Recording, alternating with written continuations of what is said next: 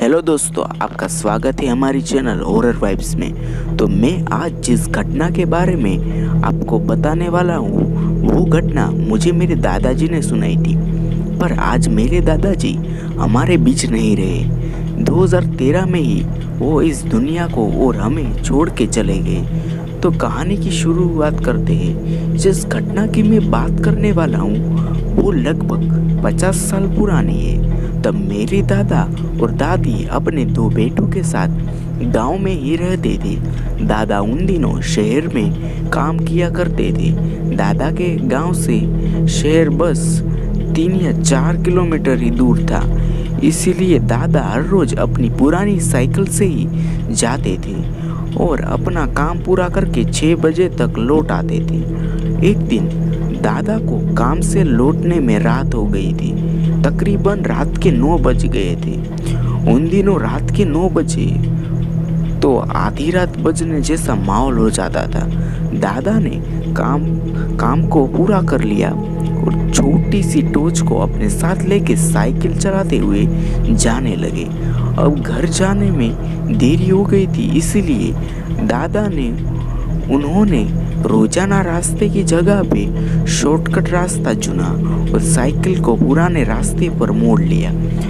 अब दादा साइकिल को चलाते हुए जाने लगे और कुछ दूर आगे बढ़े ही थी तभी दादा अपनी साइकिल पर अचानक से भारीपन महसूस होने लगा।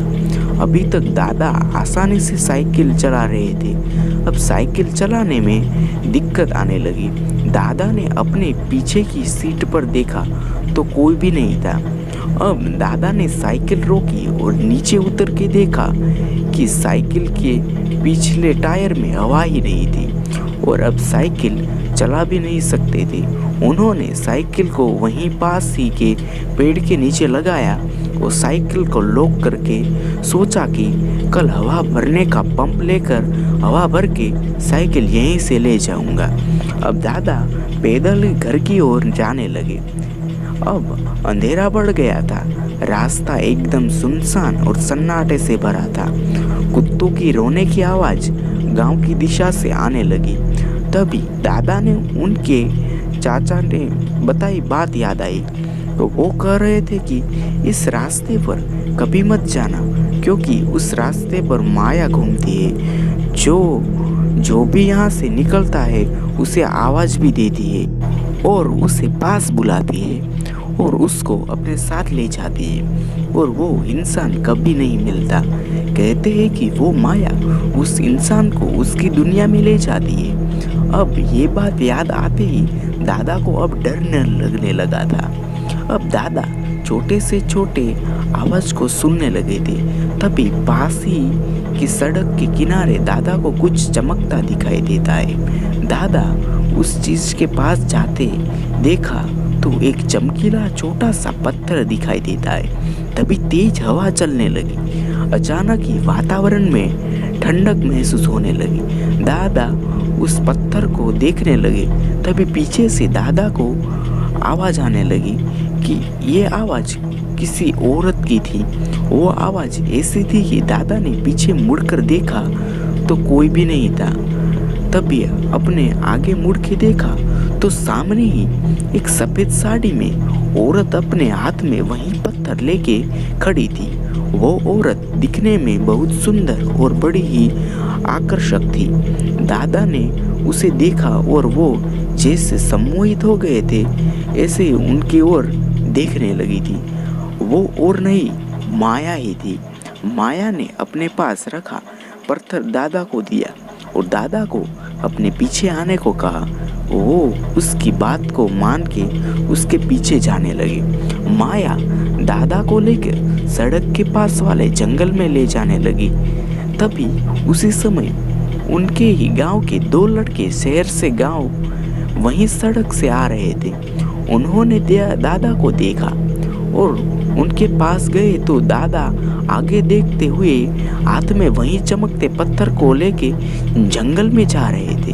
तभी उन दोनों ने दादा को पकड़ा और उन्होंने दादा को रोका, पर दादा सामने ही देख रहे थे।